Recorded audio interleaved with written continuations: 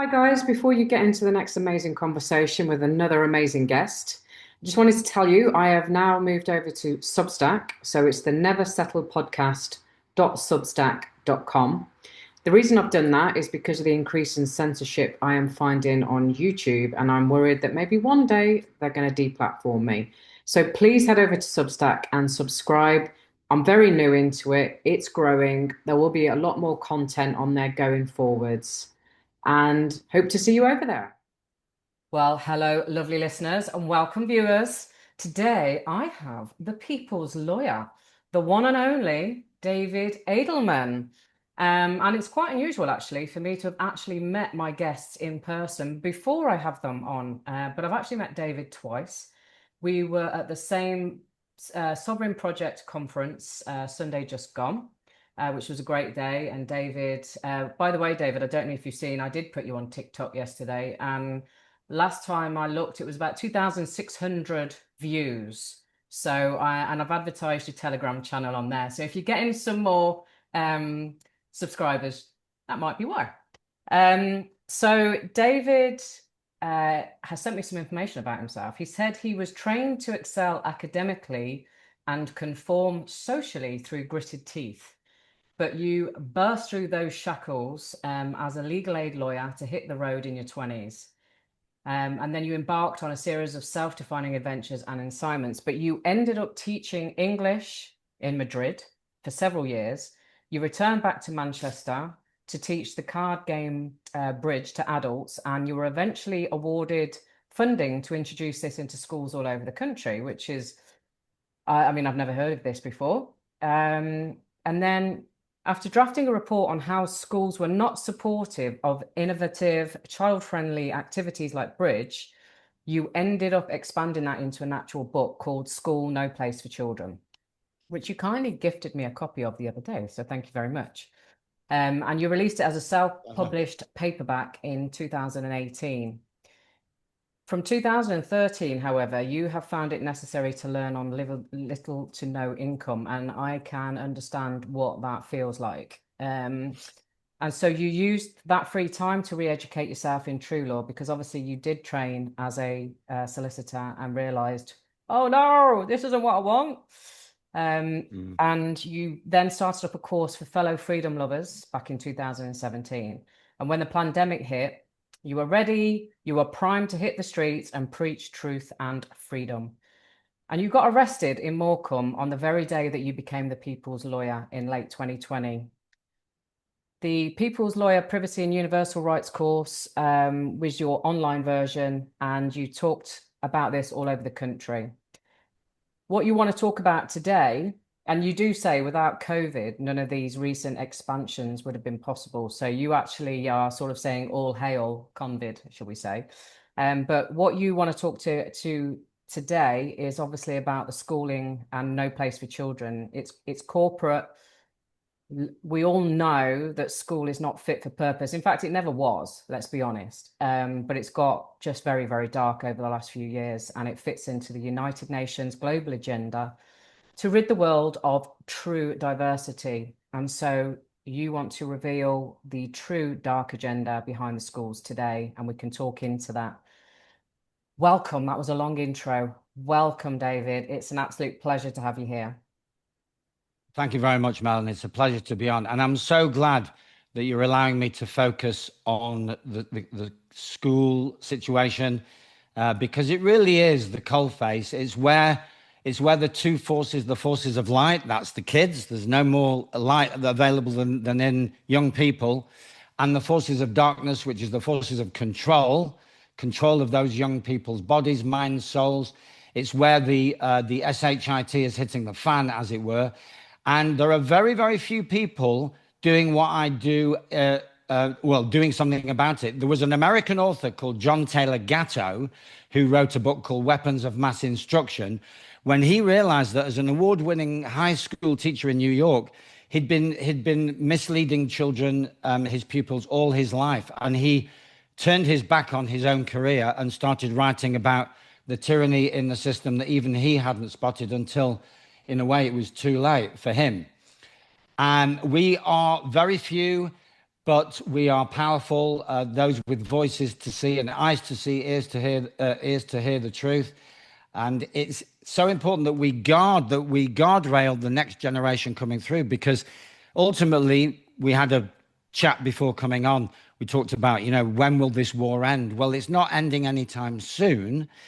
And it's going to be aimed more and more at the youth, because the older ones, we've got together and we're discussing strategies on how to win the war. But the youth don't even realize that they're in a war.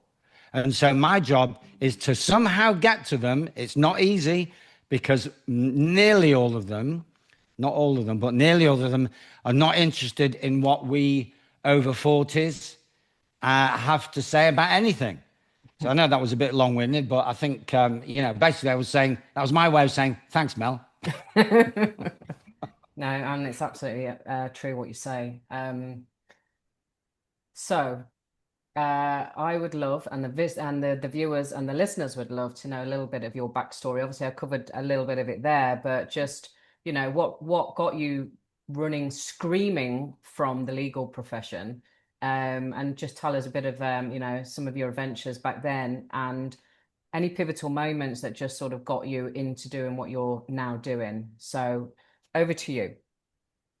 Okay. Well, I'm gonna take the audience back before the legal work that I was doing, because before you can embark on a career, you have to go through a process that makes you want to have a career in the first place. And that was at a place called Manchester Grammar. And at Manchester Grammar, we didn't have teachers, we had masters. Just let that sink in, folks. We had masters. So what on earth did that make us? If we have masters, what does that make us? So already there was an inversion process taking place, that masters, and we're called it to the age of 7, masters are young souls coming through with the ancient wisdom, and then it just drops off. They forget. They get amnesia as they go through life. In that school, I learned that basically, if I did not comply with the academic ethos, and by the way, for those that know me, they know that the first thing, every time I mention the word academic, I preface it, well, not preface it, I explain it, that the Oxford English Dictionary says that one of the definitions is of no practical use or value. Now, I didn't know that at the time, but what I had was a feeling that something wasn't right. I was writing and reading and processing stuff that I just felt inside of me was of no use to me, like chemistry, physics, maths, even English. I could read and write when I was 3. So why at the age of 13? Yeah, yeah, rumbled. I've been rumbled. So why are they trying to teach? What's Shakespeare got to do with my life, or Chaucer, or So this was a very academic, rigorous training. The idea from the school's point of view is that they wanted us all to excel to the extent that a third of us every year would end up in Oxford or Cambridge. That was the idea. So I looked around to see if there's anybody else who had any other ideas, and there was no one. One boy at the end of GCSE years, before he went into A-level, I think, a guy called Tommy, who features in the book, decided to quit school. And we were all in such a state of imprisonment and enslavement and mind control that we thought that he was ruining his life. We thought, oh my God, what's going to happen to Tommy? And I'm pretty sure that whatever happened to him, it was, whether it was good, bad, or different, it was something that he had chosen to do or be. And that's the key. Whereas those of us who continued on the conveyor belt were really going through the motions. Now, some of them may not be interested in that. All they're interested in, because of their upbringing or because of their nature, they want to go through the motions because they want the easy route up to the house, cars, glamour, nice holidays, nice trinkets, 2.4 kids and all that. I never wanted that. The thing about me is I live on a day-by-day basis. I recently moved to Kent from the sunny climes of Manchester in the north, and people say to me, what made you move to Kent? And I said, no idea. How do I know? The universe just took me out of Manchester and plonked me in Kent. So come on, it's not that simple. No, it's not. There is a bit of a there's a bit of depth to the story, but I had realised that Manchester was not a long-term option for me. So when I did a gig in Kent, I found myself in a place where I'm speaking from now, and I woke up in the morning. It was an Airbnb place, rented it for one day, and woke up in the morning and thought, oh my God, this is paradise. I'm staying. So I went back for another 5 weeks, and then after another 5 weeks, I stayed, and I'm still here. And that was three and a half years ago. Anyway, back to the story. Wow. Um, so I'm on the conveyor belt, and I managed to get into Cambridge, even though I've got no, you know, my father's nobody's just a manager in a bookies. My mum's a housewife. I think she had gone on to be a primary school teacher by then. Okay, so basically, I'm certainly not part of the elite. I'm part of the working class. So they have a quota. They let the plebs in just to keep the whole thing credible, you know. So I went in as a bit of a pleb, and you could, and while I was there, I just felt, it's not that I felt unwelcome. I just felt alienated from the first day.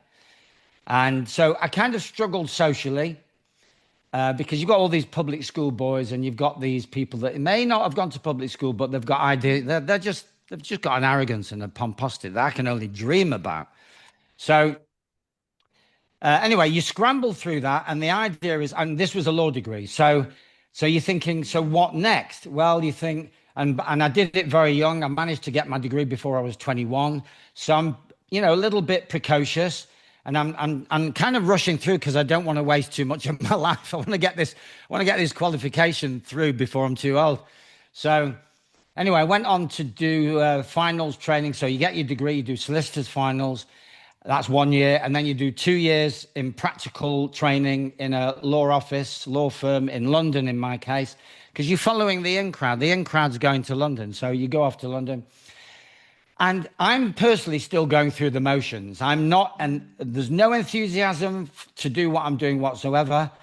And I've still got this very laid back approach, the kind of approach that got me warned at school for just staring out the window. So I'm sat there as a trainee lawyer, still staring out of too many windows. And you asked me, you know, were there any inciting incidents? Well, there was one that got me sacked from the first job, whereby I was doing criminal and divorce legal aid stuff, very, very, you know, very basic high street stuff.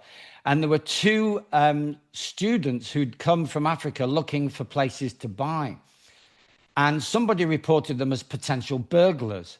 It all escalated. And in the end, they came to me to look after their attempted burglary case, you know, before the Crown Court. They went off on holiday again and left me in charge of the court diary so that I could tell them when to come back to go back into court. And being the kind of hippie dude that I still was, I didn't put it in the diary. In fact, I'm not so sure I even kept a diary. Who ever heard of a solicitor that doesn't keep a diary? I mean, it's just, this is mind-boggling looking back now. We're in 1981, 1982. So the 60s was still fresh in my mind anyway, even though I was only a baby then. But anyway, that got me into, I mean, that basically got me the sack, you know, because we got the Met Police arriving because they assumed that my clients had absconded. And, you know, I very nearly said, no, don't take them, take me. Take me into custody, it's my fault.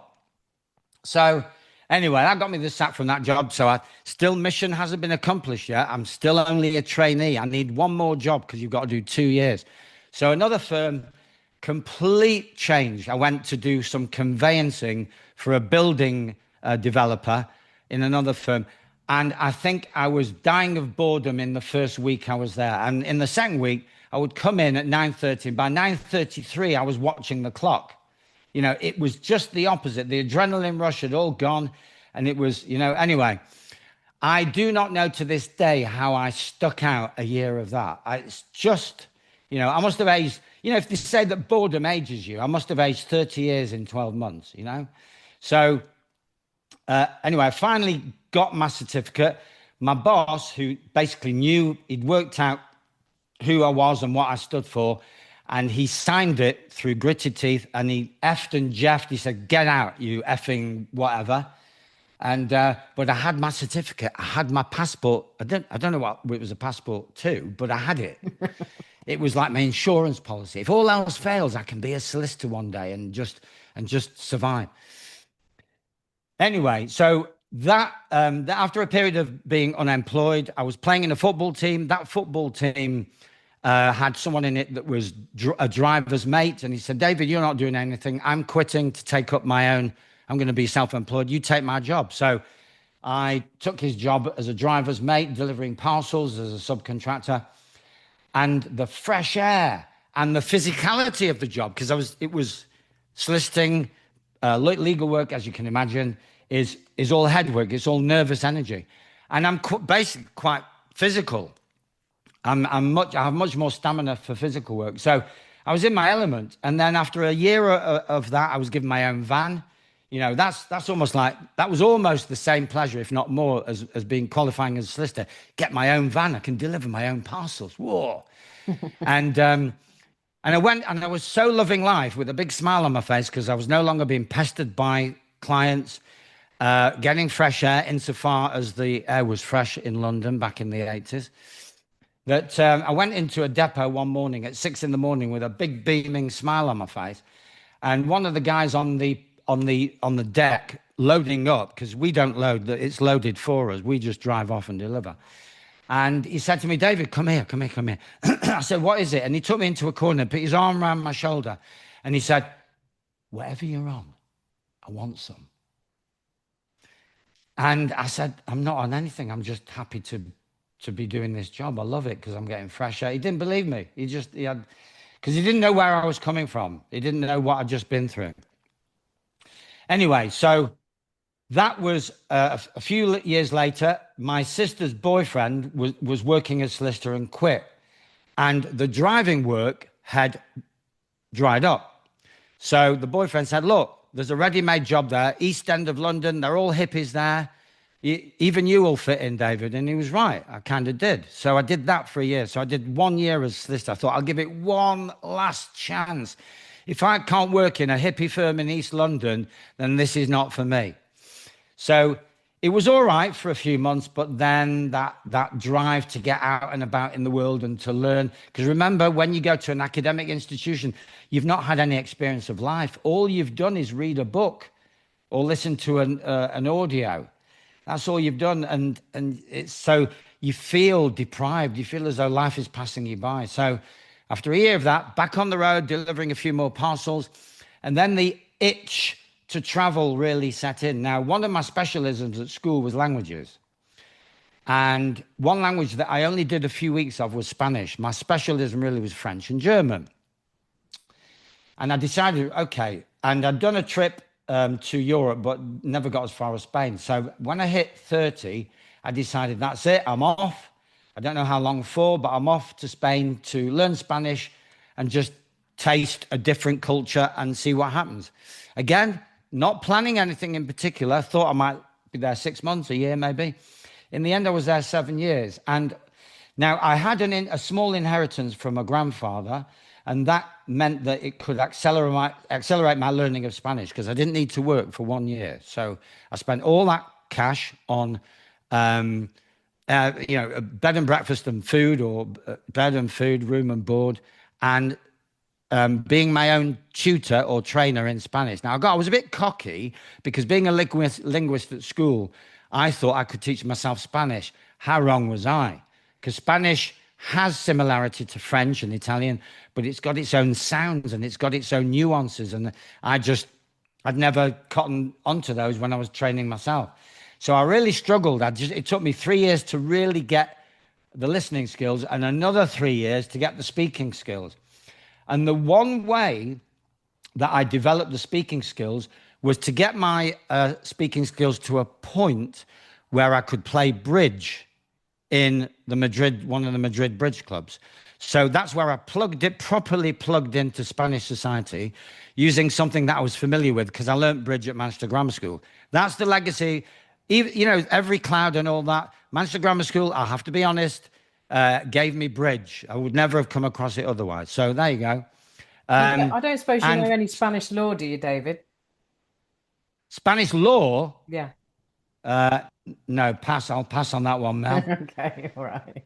Just thought Oh, I can guess as to why you're asking me that. Yeah, okay, I get it. Right. So I started first of all playing bridge in Spanish circles. So all of a sudden they're going blah, blah, blah, blah, blah, all around me, and I'm beginning to decode it because while you're by yourself with a little 10-inch telly watching Sesame Street in Spanish, so because you've got to go back. This is one reason why people struggle to learn a language. They're not prepared to go back to their infancy. You've got to restart. You've got to have the humility to have the beginner or the infant mindset. And so it wasn't a problem for me. I'm just a big baby, to be honest. And so I learned Spanish mainly from Sesame Street, because they put subtitles for the kids. So, and I'm a kid in Spanish. And I'll never forget one incident where I'm struggling with something called the subjunctive. I've been there about 2 or 3 years. The subjunctive, which we've pretty much done away with within English, where it's the hypothetical tense. So, if I were you is subjunctive, right? But now in the vernacular, people just say, if I was you, so we've done away with it. But in Spanish and more correct languages, they still have it big time. And I'll never forget, I was really struggling with it, how to use it. And where I was staying with a family, and their family had a grandson, and he was about 2. And I heard him one day using the subjunctive, and I just held my head. I just thought, I'm 32. I'm supposed to be an expert linguist. I just can't get to grips with this Spanish subjunctive. This 2-year-old is showing me how to do it. And I thought, anyway, after I got over the shock, I carried on. So I'm playing bridge, picking it up better and better and quicker. And eventually they allow me to teach bridge using Spanish. Now, just before, I've skipped something which is quite important to the original question, if you can even remember the original question, Mel. But there you go. So after my year of self-finance dried up, what is pretty much the only thing that someone whose Spanish is crap can do? And the answer is teach English as a foreign language. Or go picking strawberries in the field. And, that's fun for a month, but and it doesn't pay the winter rent. So what I did was I started teaching English as a foreign language, and I found myself in an academy. We would call it night school, after hours school. And I'd have all these students boast to me about how good their English was. They would only say that in Spanish because their English, they couldn't even speak English. They couldn't speak a word. When they did try to speak a word of English, I didn't understand them. And when I spoke to them the way I'm speaking to you now, they didn't understand a word of what I was saying. And yet they continued to boast and give me a whole string of their qualifications. And I said, one day I just said, who's been your teacher? Where have you learned this English?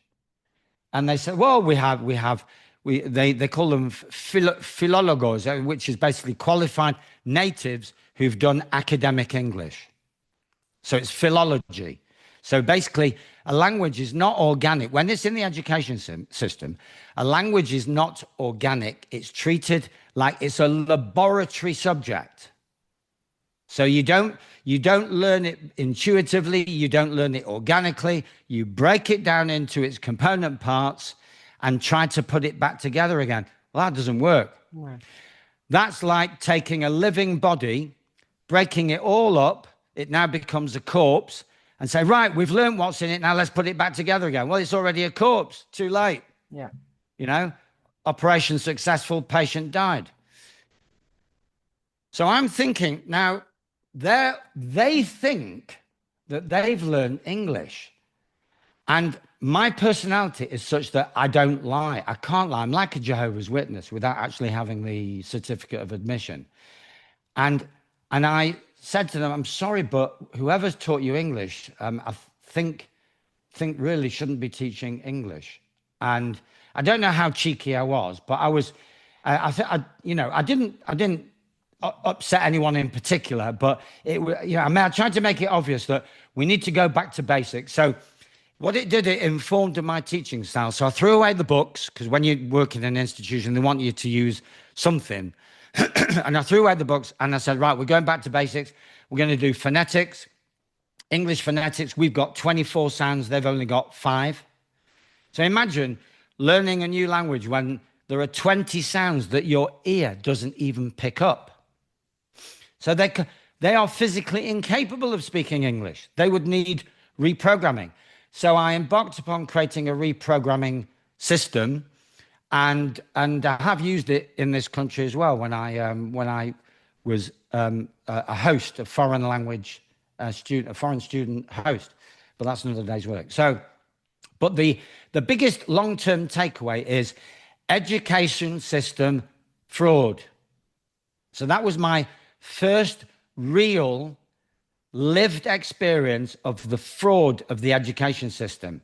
Now, in my naivete, I just assumed, because I had acquired a certain mastery in French and German at school, so I wasn't thinking about all the people who just come away from their schooling French or schooling German and they can't even order a cup of tea in Paris. You know, they can say, oui, no, non, and that's it. And so I didn't factor that in. So I was very much focused, Spain, education, fraud. After 7 years, I came back to England, and yet again, I'm struggling for finance. This is the story of my life. It's a common theme. Right? Yeah. Anyway, so I thought, well, okay, I've learned to teach bridge in Spain. Why don't I teach it in England? So the Manchester Bridge Club knew me as a player, and they said, well, we know you're a teacher. We know that you're also a lawyer, so you could teach bridge, no problems. So I started teaching bridge. That, again, it's the nature of who I am, developed my own system, which was very popular with 1% of my students. The 99% it was lost on. Why? Why was it lost on the 99%? Because we are the 99%. Those who've just been through this COVID, CV, sorry. Oh, there's a bleep coming out. Bleep, yeah. The rallying call was, we are the 99%. Well, we're not. And I'll explain about that, obviously, before the end of the call. So the 1% who liked my style realized that I was trying to facilitate them to have a learning experience. So when they put their hand up and said, David, what do we do now? I would say, why are you asking me? And they would say, well, the 99% would look at me like I was a Looney Tunes. You're the teacher, David. You're the teacher. Yeah. I said, yes, but you're the learner. I can't learn for you. So what you have to do is try out what you think is right. If it works, then you've given yourself a good little tick and a good little slap on the back. If you find out that it's wrong, then you know to do something different next time, and we can have a chat. Then you can ask me, what did I do wrong? Now we can have a conversation. And the thing that they've acquired, all of us have acquired from our so-called education system, which is really a schooling model. And for those who have ever been schooled, like they said, and I mentioned this the other day at I think you were there, when Trump schooled Zelensky, he wasn't doing anything particularly complimentary. He was humiliating him. So even in the vernacular, schooling someone is putting them through a process of humiliation. So there's the clue to what schooling really is. This 99% would not accept my progressive style of hands-on learning. This is the environment. I've given you some instructions. Off you go. See how far you go, how far you get. But people have been schooled into receiving passively, learning through listening, and that's only one of the at least 3, maybe 4 learning styles. I encourage the main one, which is learning by doing. The 1% were perfectly happy, but the 99% were pissing me off. And so it wasn't long before I thought, nah, this is not for me.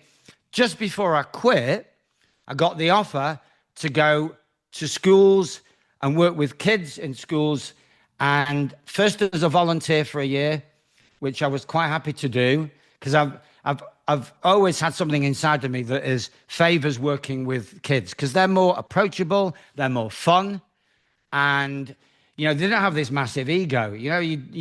They're just so much easier. I mean, all these grown-ups who are frightened of kids, I have no idea why they're frightened of kids, and I would look inside them for where the problem is, not inside the kids. Oh yeah, Because yeah. I've taught bridge to 5,000 kids, maybe more, and I only had one refusal of bridge, one, and it was a Sikh girl. She said, well, in my culture, we don't play cards, we don't gamble. And I said, well, you sit in the corner and you let me know after 10, 20 minutes whether you still want to not participate. After 15 minutes, she was screaming to join in.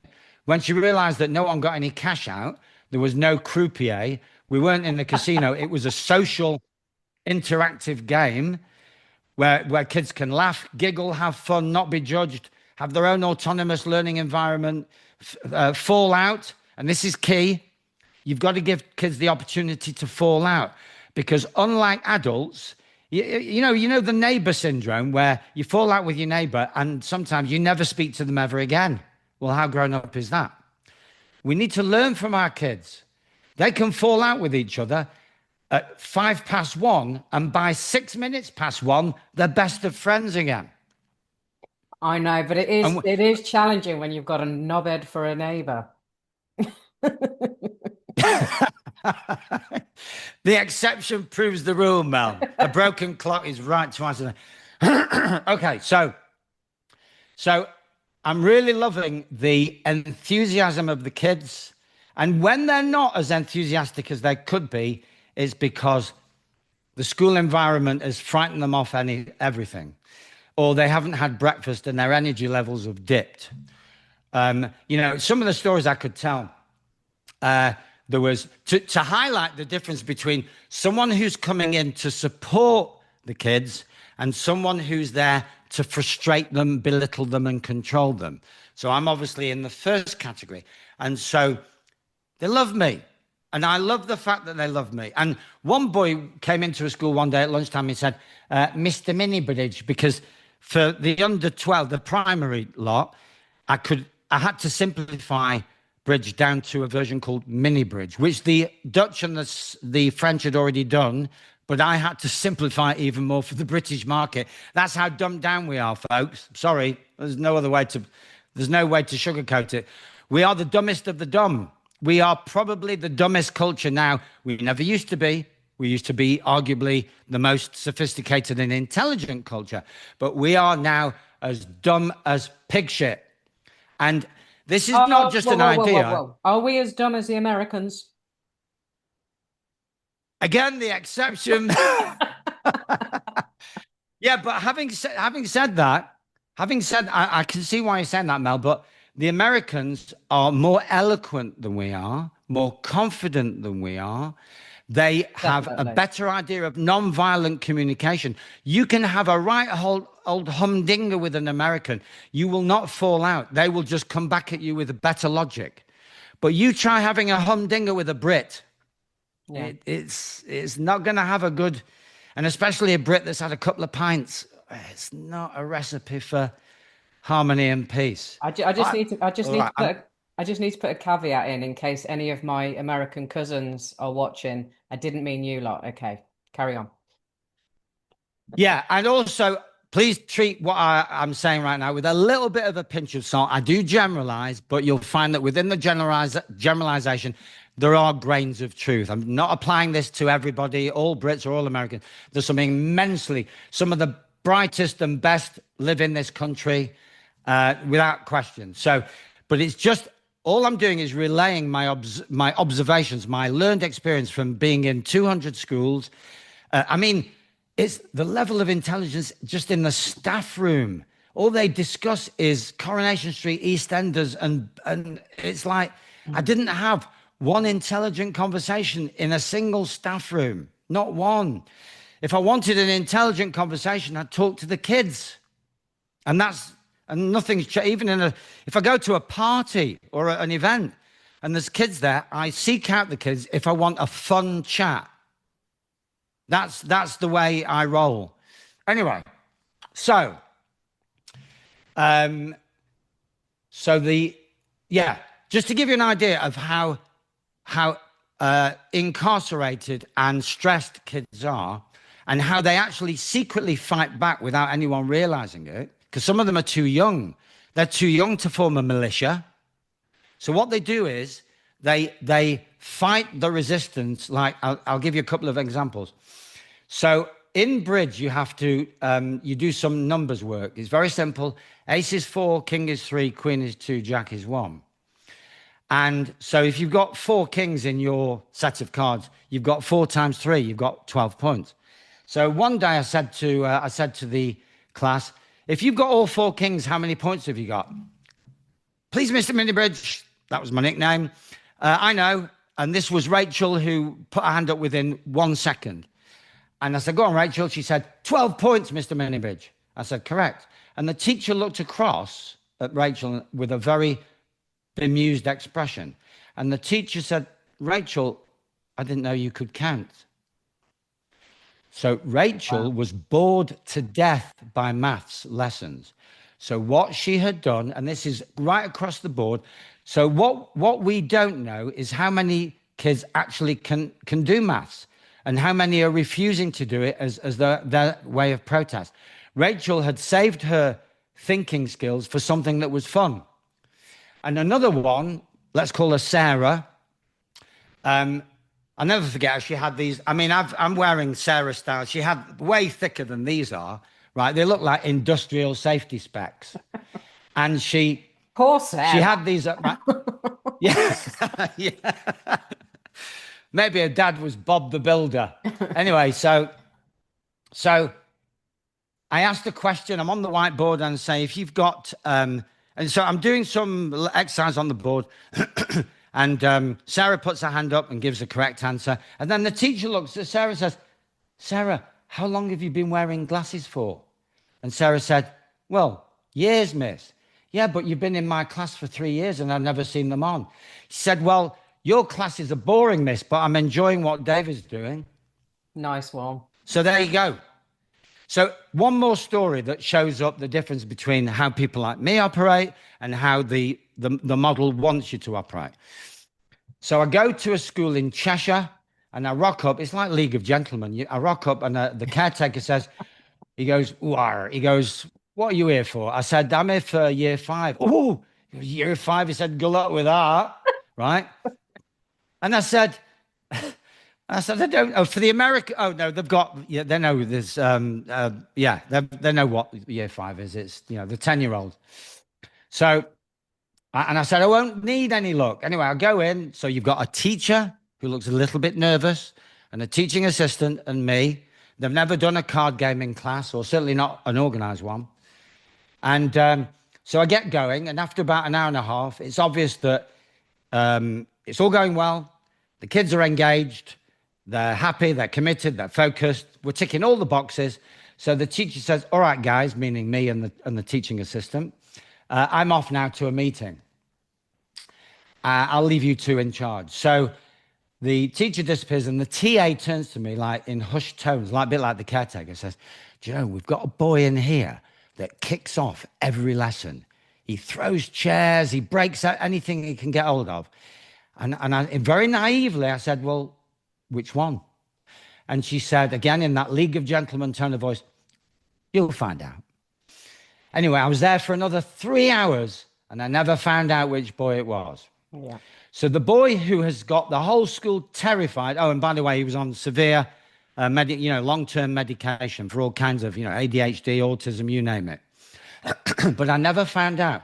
That boy, once you engage them in a fun activity that allows them their free will choice back and their sovereignty, or as I call it, sovereignty, which we might get a chance to discuss the difference there.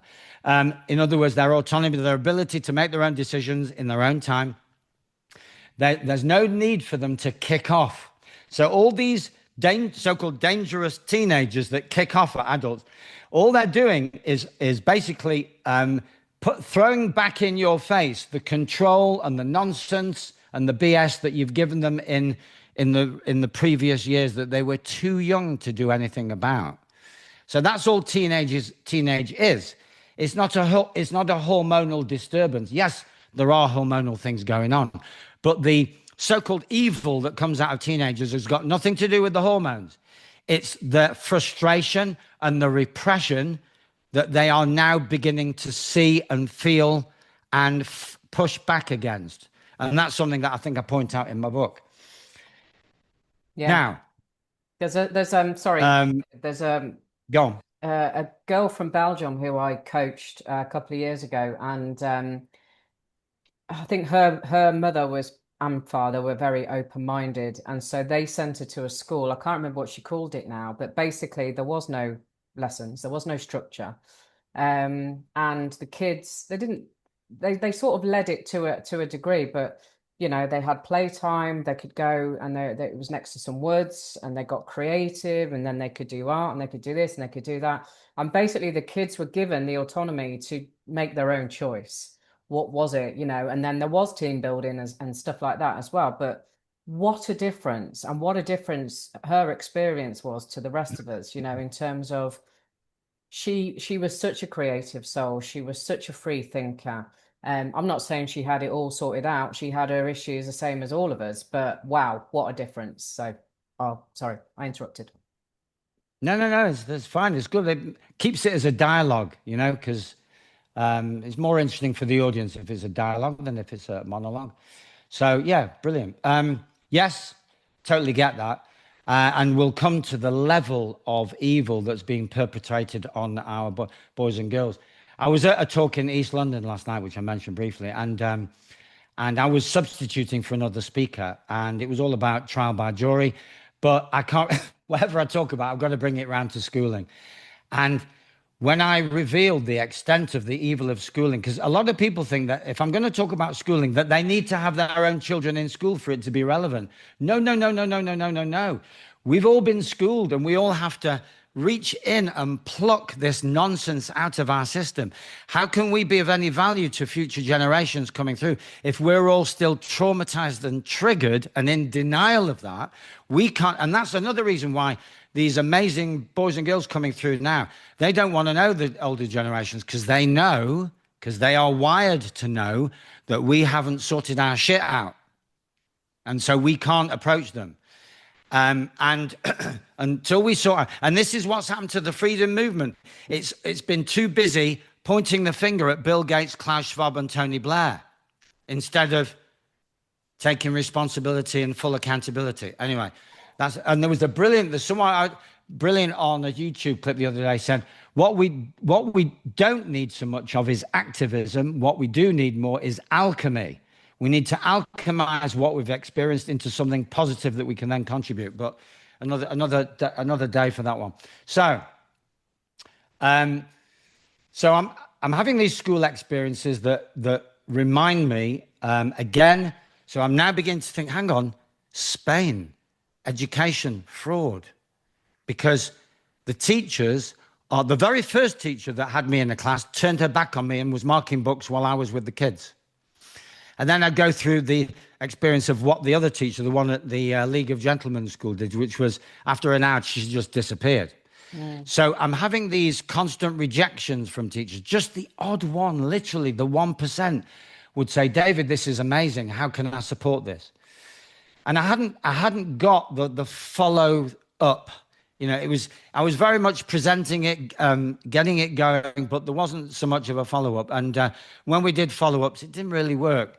Anyway, so after a certain time, it became obviously, and when I got a tip off that a primary school in Leeds had started using Mini-Bridge as a social and emotional learning, SEL, it used to be called SEAL, social and emotional aspects of learning, programmed in once a week to do all the things that a card game can do.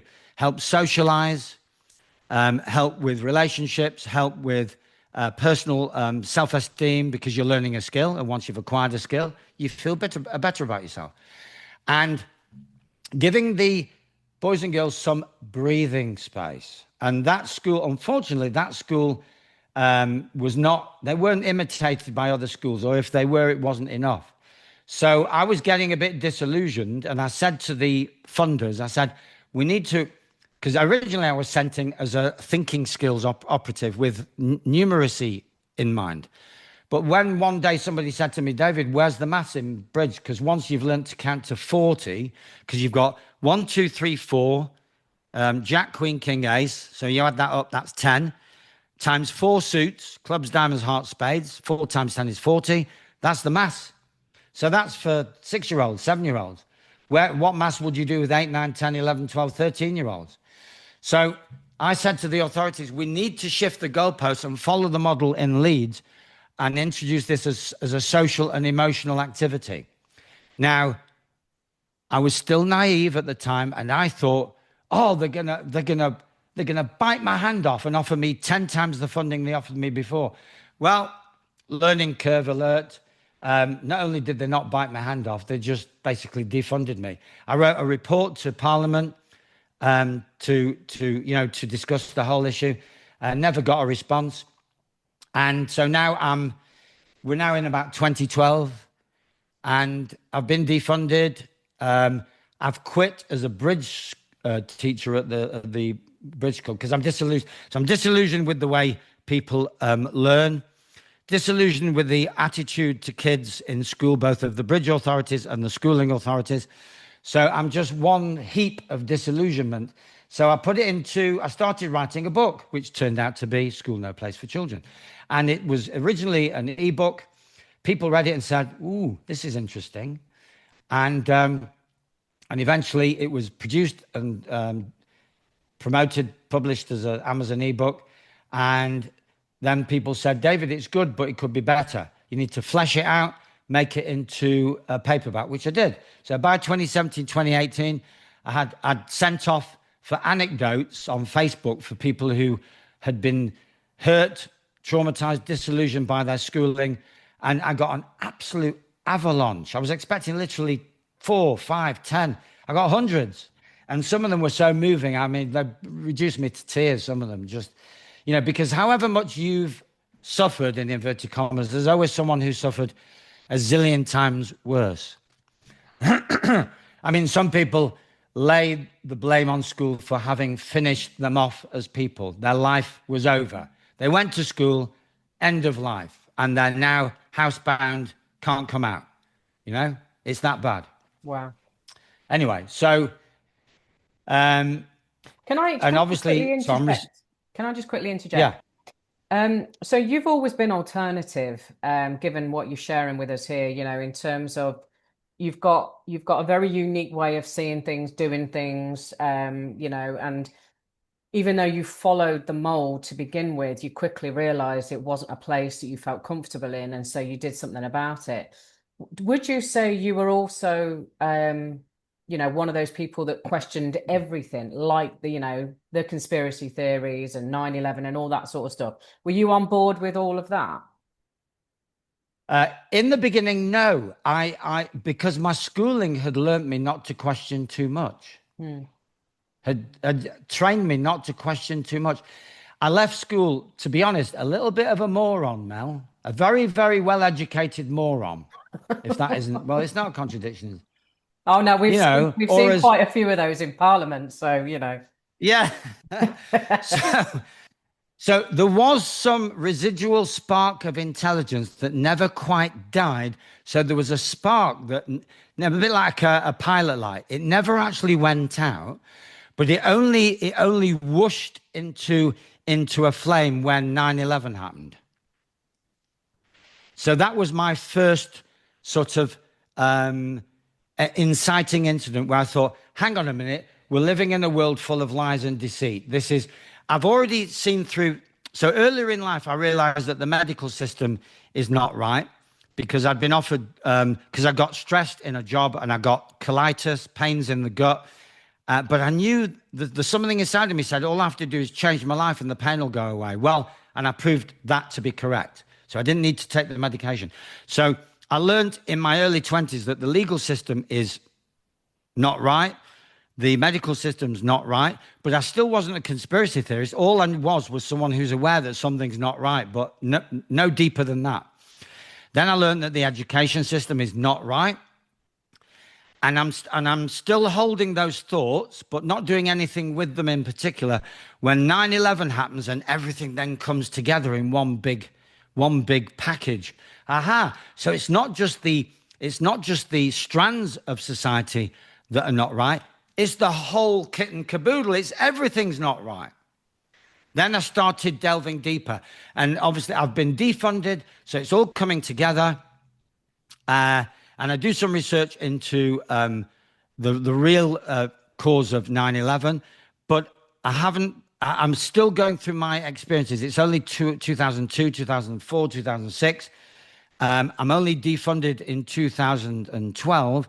So between 2001, 2 and 2012, I'm a very soft core. Not really. I wouldn't even go so far as to say I was a conspiracy theorist. I was just someone who was taking a peek behind the curtain just to see what was there, but then getting on with my own life. Yeah. But then when I got defunded, because my own life was fairly full, but then when my own life kind of fell apart when I was defunded, then I had more time and energy to start to piece everything together. Yeah. And and it made me go back to school, in inverted commas, and retrain myself as a lawyer.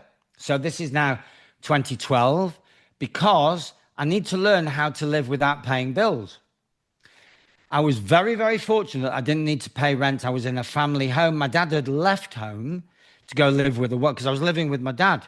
Because when you're a bit of a hippie, you need to rely on someone in the family to see you through the darkest period. And in this case, it was my dad. So for 15 years, would you believe, since I'd come back from Spain, I'd helped him out, sort of become, his chief cook and bottle washer. He was lonely, so it suited us both. I'm serving his needs, and he's serving my needs to live without paying rent. And when my income stream got higher, when I was funded, I then paid all the bills. So everyone's happy. But when he left home, then I've got to learn either to pay the bills or not pay the bills according to my level of knowledge. So I came across The Nature of the Cage with John Harris, and people like allegedly Dave, who was in that, and then other people who were the pioneers of the British freedom movement, you could say, and that progressed to a point in 2017, and I got on the speaker circuit, but just because I'd researched into the true history of well, I won't say everything, but the true history of law, so I started to give talks in that and how we've been hoodwinked, and this was 2016, 2017. It then developed into a privacy and universal rights course, which I was doing I had people in come physically, so it was very local. I was a bit of a nervous newcomer to that, but that grew and grew. And then in 2018, I joined a Facebook group and learnt all about equity from them. So I added on, added to the statutory and a bit of common law, constitutional law knowledge, the equity that you need in their system, because equity trumps everything in their system, which is where a lot of people go wrong. You can't stand on common law, but you can stand under your equity rights, especially against a bank. But that's another day's work. Anyway, so I'm developing this course. It's going quite well, but it's very low key. But at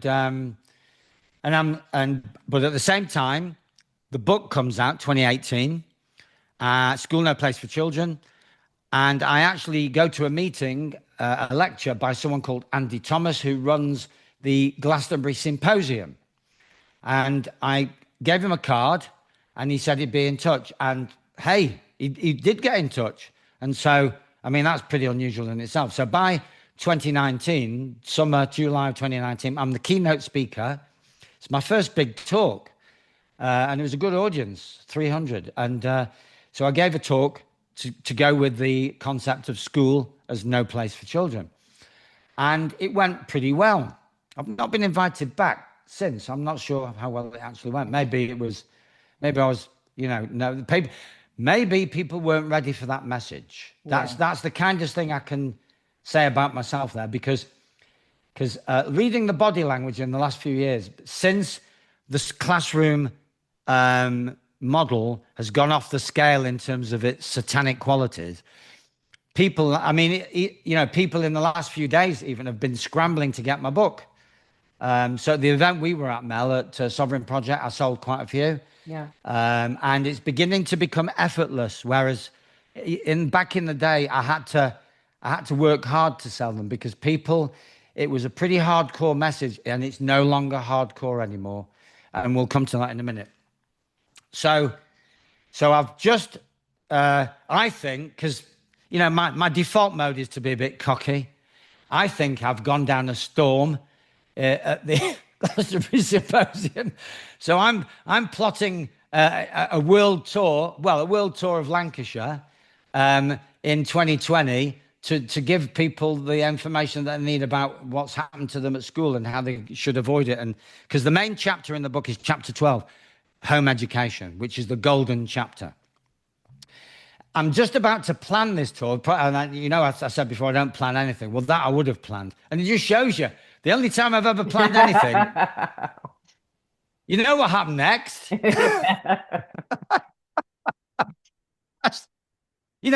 A man could get paranoid. Anyway, so the universe dumps it on my head. And so I'm sat at home thinking what to do. Oh, I know what to do. Look, by this time, I've got a PA system and a microphone. So I'm out on the streets because I've done the research. It took me 2 days to find out there's no such thing as viruses, and there's certainly no such thing as CV19. And that information is being put out by someone called Tom Cowan, Dr. Tom Cowan, more and more eloquently and more, taking no prisoners. There are no diseases. There is dis-ease. But there are just labels. And so it's the world of fiction. Anyway, I digress. So I'm out on the streets of Manchester. I may well have been the first man or woman out on the streets with a microphone in the whole of the country. I can't lay claim to that because it's just a possibility. Because I was ready. I was ready for it. So maybe other people took a few weeks to get ready. But I was out there in April. Late March, early April 2020, saying, don't believe the BBC, don't believe your government, this is all a hoax. And the 99% were giving me a hard time. Dirty looks, lots of insults, physical threats. You get these bruises coming up to me saying, my daughter's a doctor, are you calling her a liar? And I would say, well, you clearly have a strong opinion, sir. So to avoid getting a beating up, I'd offer them the microphone. There you are, sir. You clearly have a strong opinion. Let's hear you could be right, but let's hear it. Let's hear your logic. They'd run a mile. Yeah. Never once had anyone, not only did they not beat me up, they didn't even take the microphone off me. Yeah. So time goes by, and then later on that year, the light paper started, and then I'm at the beach on Morecambe, the promenade. I've got an invite because I've gained a reputation only in the north, nowhere else. It's all very local, of being, the gob who can speak a bit of truth. And I get invited to the promenade at Morecambe where 200 people gather, but the invite was secret, so nobody knew I was coming. It didn't matter because nobody knew who I was anyway. I was just David. The guy from Manchester with a bit of a gob and a microphone.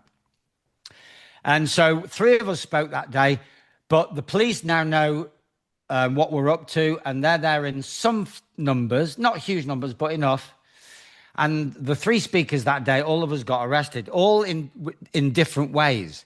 Me being the least violent, I got a very gentle arrest, and the guy just put his 2 fingers on my forearm. It's the gayest arrest I've ever right? And people are going to get if you're going to arrest me like that, I was thinking, people are going to get the wrong idea.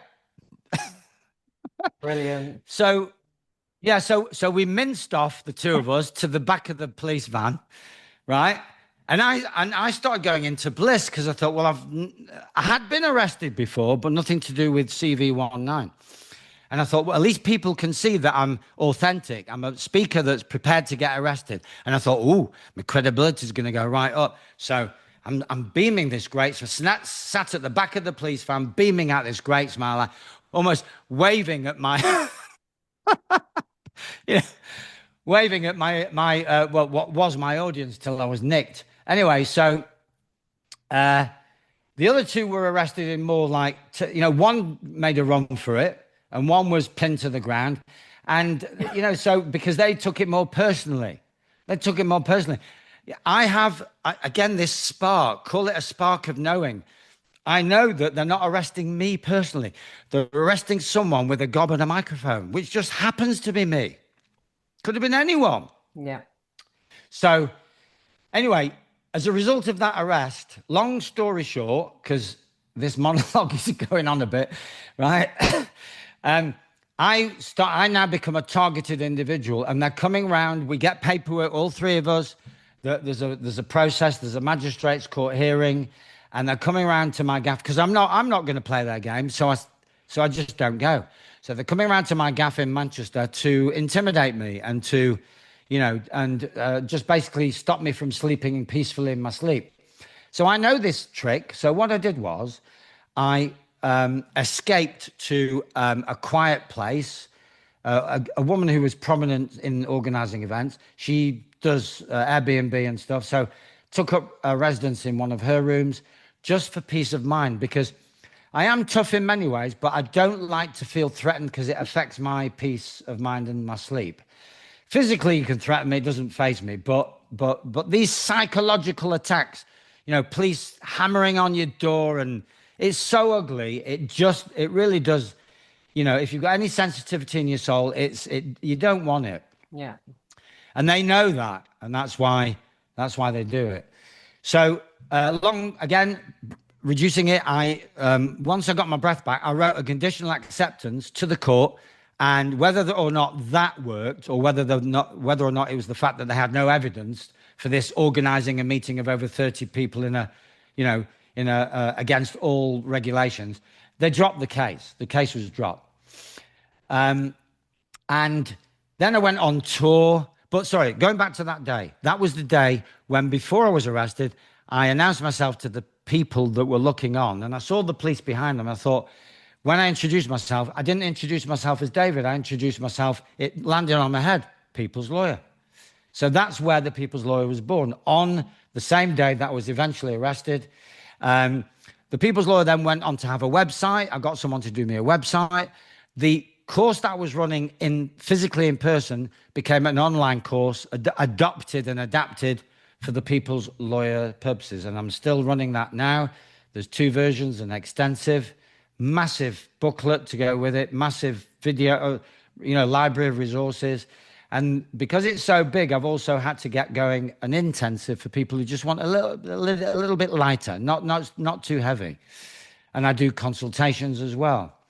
But going back to the schooling issue, so for a little while, the focus was on health, medical tyranny rather than schooling tyranny. So, because people said, David, stop what you're doing, give us all our rights, teach us what you need to teach us about our lawful rights. We'll worry about the kids later. But then when the restriction were lifted, now it's time to go back to worrying about or being concerned about what's going on in schools, and especially when you've got the Children's the Children's Wellbeing in Schools Act coming through, and other things besides.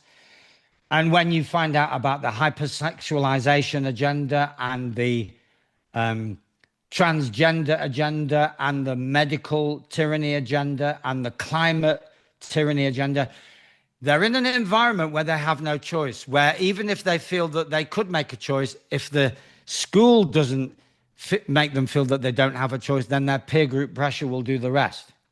Yeah. So we're looking down the barrel of entire generations that will come out brutalized and basically captured. The word is captured by the system. And that's not a good place to be, because the system is morphing into what it was all along, which is an AI beast machine. So we're going to have children coming through who are soul compromised. Their souls will be captured. You used to have to, like Bob Dylan admits that his soul was taken in a contract by the master. So you sign a contract and you get wealth, fame, fortune, you name it. But that's done by contract. but the kids are going to have their souls captured without necessarily agreeing to it. They would have agreed to it on one level, but it would be manufactured consent. They won't see any other alternative. Well, So yeah. what I've done, yeah, go on, Mel, sorry. No, I was just going to say, yeah, because that's all they've known. And, I always say they've been born with a smartphone in the hand. My boy is 26, and I think he was probably about 9 or 10 when he got his first phone, which I didn't want to happen, but the pressure was already on even 16, 17 years ago in terms of the kids having phones. And obviously it's just got worse and worse and worse. But that's all they know, and they've gone into this weird schooling system that is telling them, like you said, all of those things, climate control. You don't have to identify as a boy or a girl. You can identify as a sponge. It's just ridiculous. And the lucky ones are the ones that have got parents like that were born in the 60s or the 70s, maybe even the 80s, that are, giving them a little come on, this isn't. But then I think those parents probably would be struggling to have those kids in this particular schooling system anyway. Like if my son was young enough to be back in primary school or secondary school, which thankfully he's not, and I know what I know now, then there's absolutely I'd have dragged him out of school, and no matter what the cost at that point, because now we realize how bad it is. But a few years ago, when all of this was just creeping in, it was quite hard to decipher. But now it's just fucking blatant, isn't it? It's off the charts. Now, I did a talk last night. One of the most common people agree with me, but in fact, there was one woman stood up last night. She said, I'm a former teacher. She might even be a current teacher. I'm not sure. And I've got my 4 kids in school. And she said, I would bring them out, but what are they gonna do? And now, when you're in front of an audience, if it was a one-to-one, I would give her a bit of a grilling. So I thought, no, I'm not going to give her a grilling. But what I would say is that it's the Einstein principle. The consciousness that created the problem of sending them into school, if it doesn't shift upwards, it's not going to solve the problem of bringing them out of school. So you have to have a shift in consciousness. You have to realize that school is a place that whatever else, you don't want them in there. It doesn't matter what happens next. You just don't want them there. We'll deal with what happens next when it happens. And the other elephant in the room is the myth of socialization in school. And I would argue very strongly, and more strongly every year, that schooling is now an anti-socialization process. You learn fear of the other, distrust in peer group and in parents. They're separating boys and girls from their parents. They give them certain nefarious information and tell them, don't tell your parents. So they're disrupting the family dynamic. And when you look at the difference between home-educated boys and girls as a generic group and schooled children, the difference is beyond belief. The home-educated are confident, sociable. They're not frightened of adults. They approach you. They ask you questions. They are amazing. Schooled children will hide from you, or they will sabotage something that you've erected or something. And they're like evil little gnomes. And they're so unhappy that all they can think of is to do a little bit of evil to release the pressure. Now, it has got so bad that it should be an effortless thing. And we all need to be following that the effortless in terms of bringing them out of school. Yeah. There is a model, and some of us know it, Hope Sussex, near Battle, near Hastings. If that could be replicated 30 or 40 times over around the country, then nobody will ever ask the question, well, what do we do next? Now, even if you're nowhere near Hope Sussex, there will still be education hubs at community halls where home educating families come together. There will be informal hubs where people who have met each other maybe on Facebook realize that they don't live too far away and timeshare with the boys, timeshare the boys or girls. So that dispels the argument that they need to earn a living and can't afford the time off. So timeshare, reduce the working week from 6 to 5 or 5 to 4 days. And then if you've got one free day, you can be that 1 in 5, 6, 7, 8, 9, 10 parents that rotate the care of the boys and girls. And remember, and again, people don't think about this enough. Once a boy or girl reaches a certain age, they're good to go. And that age is much younger than you realize. It's not 17 or 18. It's 13 or 14. They're good to go. They're good to go. They don't need supervision. Let them go. And especially if they've got friends the same age that they can roam with, or do useful things like help the aged, help the elderly, clean the streets. There's so many things that boys or girls could do, learn skills instead of, reading yet another textbook and passing yet another exam, which delays their progress even more. What I've developed, which didn't feature in the first book, but it will feature in a follow-up, which is going to be called Schooling and Other Crimes Against Humanity. It's the new 3 R's. The new 3 R's are repression, which is what happens to all of us in school, and it's getting worse. Retardation, we've always had that, but it's getting worse. And radicalization. Now, we've not had so much radicalization. That's a relatively new thing. But we can, Peter Wilson, bless him, Sovereign Project the other day, mentioned Carnegie. Now, yeah. Carnegie sponsored the education model, the industrial education model. And then it drifted for a while because it was short of a modern sponsor. And then along comes Mr. Bill Gates. And Mr. Bill Gates sponsors something called Common Core in the United States, which is rolled out by the United Nations via UNESCO, United Nations Education, Social, Cultural Organization, I think. And everyone focuses on WHO and WEF, and nobody mentions UNESCO. If I had to mention the existential threat to humanity, it may well be top of the list is UNESCO, because it's UNESCO that's got this one-size-fits-all model for the classroom under the slogan "Education for All," which is one of the most frightening slogans you can ever come across, because that means mindlessness, indoctrination, retardation, no freedom of expression, no individuality. And there's no child left behind. It's going to apply to all children. That I cannot express in words how much that scares me, because that means if you believe in reincarnation, we're all going to come back and find that nobody has got an independent thought in their head. So it's going to be like, anyway, that's taking us into a bit of woo-woo land. But we're not going to get that. It's not going to get that bad, David. I have every faith it's not going to get that bad. Oh, no, I'm not. I agree with you, Mel. I'm not saying that. Because we know that as a potential, we can reject it and we can prevent it. It's only not knowing that's dangerous. And that's what the schooling model is based on. You leave school not knowing anything of true value. Hence the word academic as defined in the Oxford English Dictionary.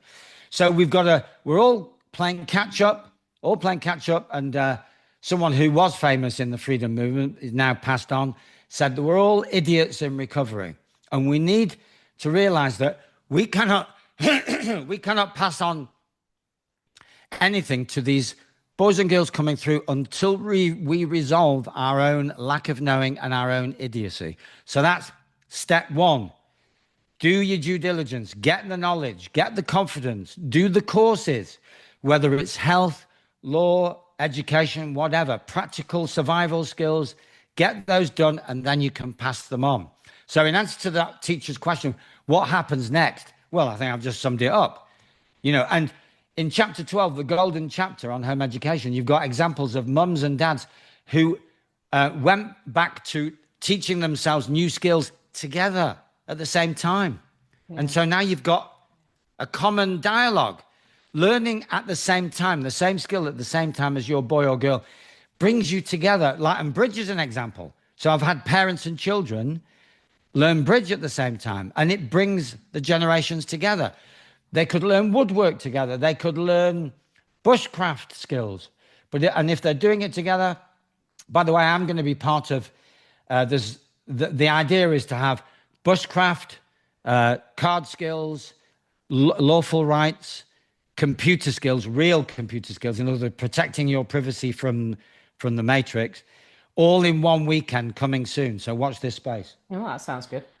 Yeah, For all the family. yeah, and also what else is important is the finance element, because when my son was a few years younger, he used to say to me, "Nobody's taught me about investing. Nobody's taught me about finance. Nobody's taught me about how to make money work."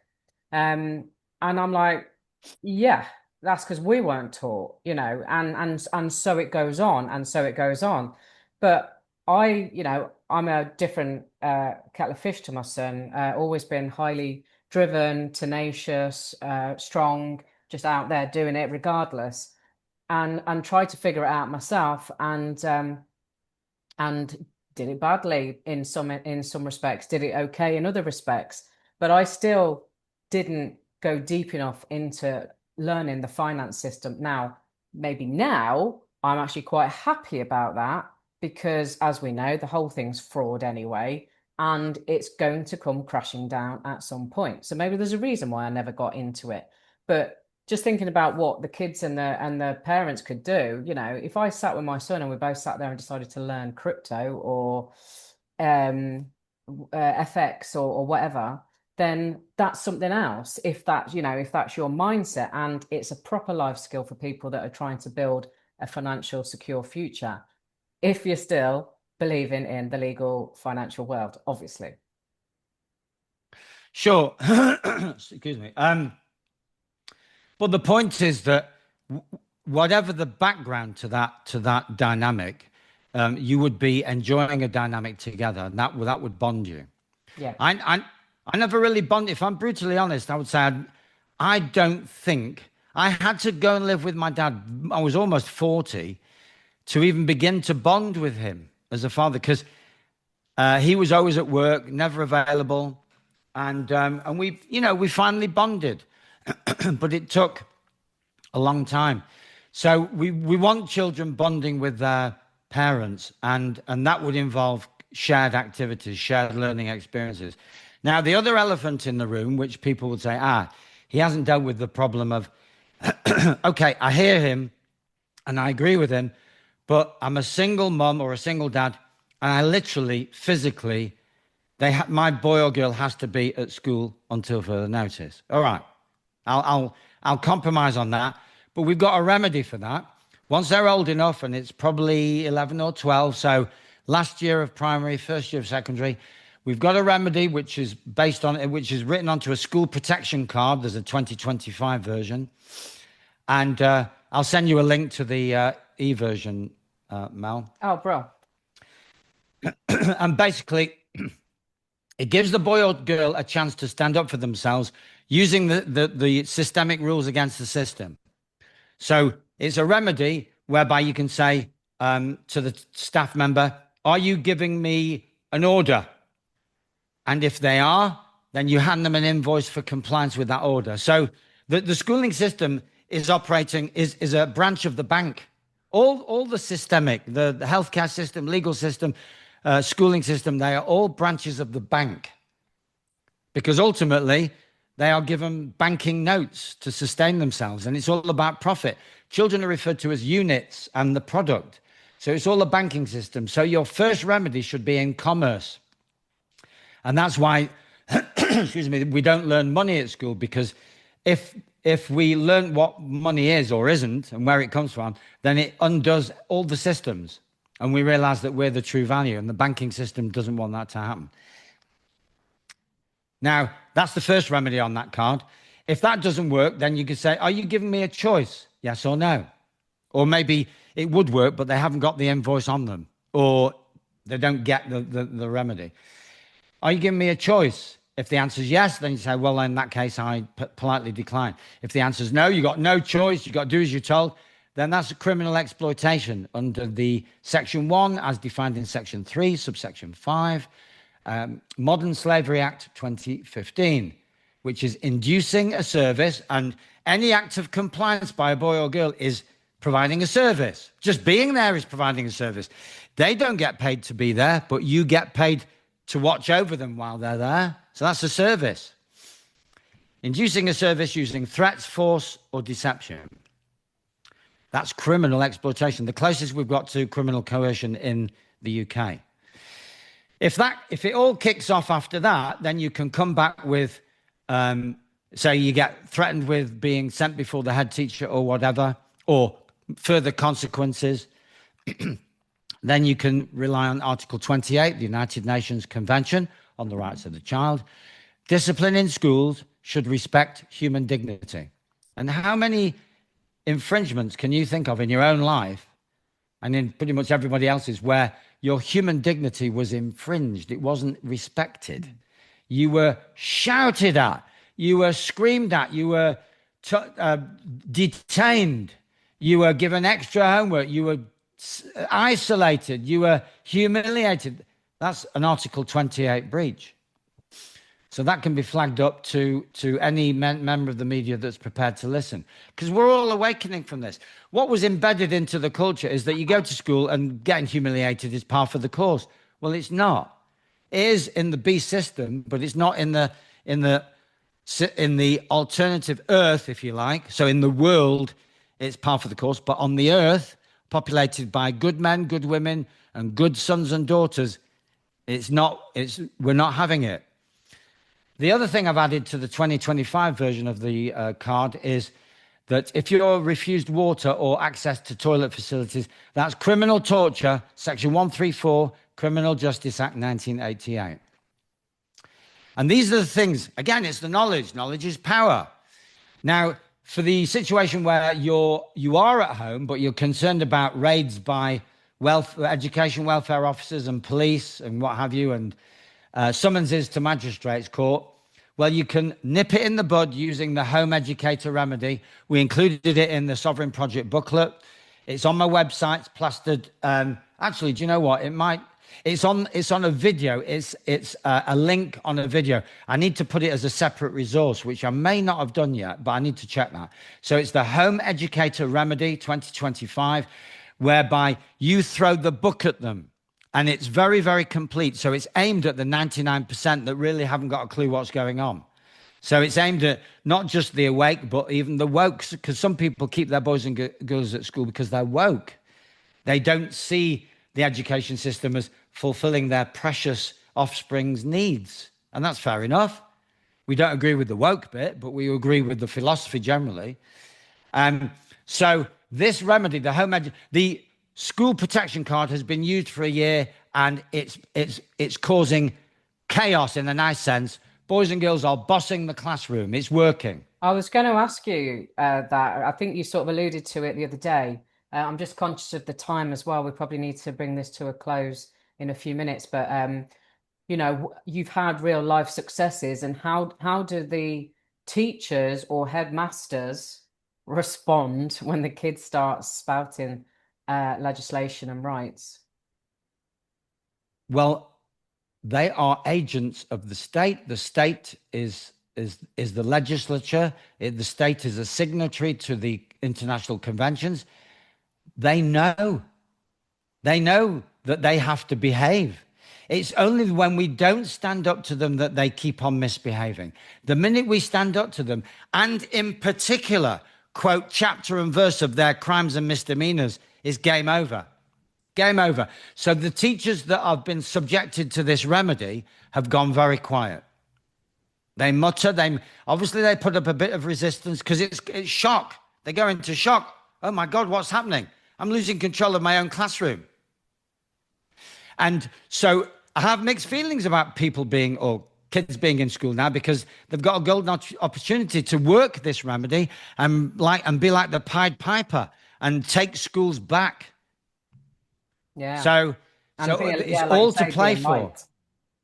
Yeah. Be a light. Yeah. So yeah, I'm softening on my position about pull them out. So yeah, the home educator remedy is new. It's only a few months old, and it's being road tested by someone that you know, someone that we both know, and a few other people. So we will report back on that. But I have high hopes because it's a very thorough remedy.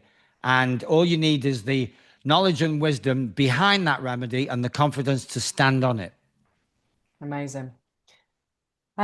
So given obviously that we're an hour and a half in almost, thank you so much for sharing everything you've shared, and I've particularly enjoyed your description of your past life. You have a certain interesting humor and just a way of delivery, and you really remind me of somebody, and I'm trying to think who the hell it is. I don't know if you've ever been likened to anyone throughout your years, but Jasper Oh, Carrot. absolutely. Jasper Carrot keeps coming into my head. Jasper Carrot, Rory Bremner, Mick Hucknall, because I sing as well. Maybe not as well as Mick Hucknall, bless him, but I do sing. So if there's, yeah, absolutely. And apparently, I've been cloned, and I'm always seen in all around the country. Oh, I saw you yesterday in East Manchester, David. No, you No, you didn't. didn't. That was my clone. You also remind me of that English actor, and I'm trying to remember the name. It was a comedy family thing. It wasn't called Married with Kids, but it was something of that ilk. Can't think of his name, but he had dark hair. You sort of remind me of him as well. Yeah, I've got this sort of nondescript face that people can put in a picture frame with somebody else's bio in it. To give myself a bit of character, I've got these Cary Grant spectacles, so anyway, give myself a bit more of a distinguishing look. But there you go. So let us know. I was going to say the people. We don't do the people, do we? No. Let the viewers and listeners know where they can find you. Where's the best place to go? Remind us of your books and anything you've got coming up. Okay, well, I'm an ongoing process. I will go anywhere to do a talk. Obviously, if it's a great distance, I would need 40 or 50 people to justify the big distance. Otherwise, there's no prerequisite. The courses are ongoing. The website is ongoing. I've got a YouTube presence. I've got a big Telegram channel, well, big-ish, where I post all kinds of things that we all need to know. So it's not just law, it's health, education, current affairs. And it's one of my favorite channels. The website is thepeopleslawyeruk.com. I think the Telegram channel is, well, if you go on thepeopleslawyeruk.com, the Telegram channel is directly linked. The I think YouTube it. channel is directly linked. Yeah, I think it's the People's Lawyer channel because Yes. I copied it yesterday. So, but yeah, obviously Yeah. I'll put all of these links under, and that book that's now revised is obviously available on Amazon and other platforms, is it? School No Place for Children is available on Amazon for people who still do Amazon. You can also order it from me personally, and I'll send it in the post. Or you can wait for me to do a talk near you, and I have physical copies that I bring with me. There will be, hopefully, I'm committing myself to do a follow-up to the book, which brings in all the nonsense that's happened in the last few years, because the book was written pre-2020. So there's an awful lot. And I wasn't the people's lawyer back in those days. I was just David the educator. Yeah. So there's a lot more to bring in. There's a lot more depth. I've got to discuss the crimes that are being committed in schools. So it's a major, which I only touched on in that first book. So big work ahead, So I'm having a slow August to get my breath back, but we'll hit September. We'll hit the ground running in September. Yeah. And I, for one, can vouch on what a great speaker David is, having seen him a couple of times now. So if he is local in your area, go and see him. An absolute font of information and pretty funny at times. What's not to like? So, David, At times, I like that. um, I like to finish these with anything you feel called to share before we close. Well, I was asked the same question last night in East London, and I sat down and said, no, I'll give it a miss, but I maybe should have said something. Okay, we're being called to be a bigger and better version of who we are and who we were before. That's the main calling. We're being called to be courageous. We're being called to feel any fear, any trepidation, but crack on regardless. If you find that fear is preventing you from doing something, have a look inside your soul and see where that fear is coming from and deal with it. Own it and deal with it, because you can only deal with something that you own. If you go into denial, that's known as spiritual bypassing or toxic positivity. And that's the main calling that we all have. So be a bigger and better version of who we are. When you do that, then the boys and girls coming through, and I hinted at this earlier, the boys and girls coming through will come to you. They'll come running to you for inspiration. Otherwise, they'll just turn their back on you. And we can't afford for that to happen.